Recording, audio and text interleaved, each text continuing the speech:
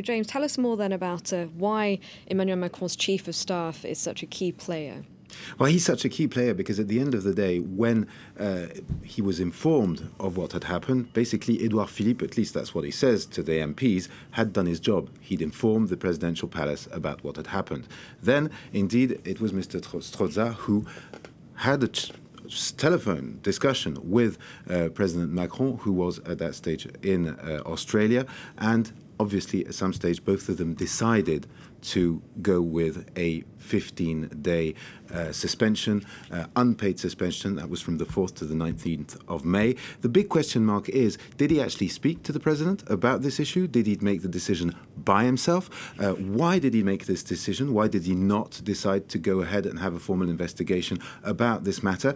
Obviously he is very much the key to what's happened as far as this specific part of the Benalla story is concerned. So obviously his answers this afternoon are going to be quite crucial because, as you know, Mr. Benalla is a very close aide to Emmanuel Macron. He is his top bodyguard. He's been following him everywhere ever since the beginning of his actual presidential campaign.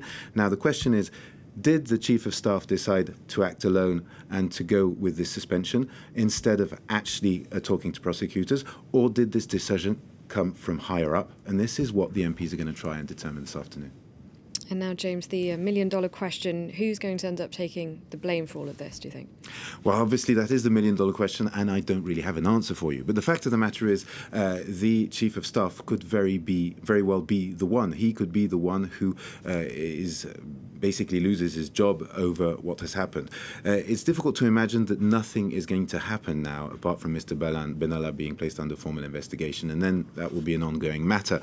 The fact of the matter is, it's become so political. It's obviously an affair that touches the very top of the French government and the executive power in France, that something is going to have to happen. Mr. Strozza is also going to be asked other questions. How come, for example, this Mr. Benalla has a 15-day suspension and then on the 8th of July or 9th of July gets a very, luxurious flat as his residence, which is paid for by the Élysée on the Quai Branly?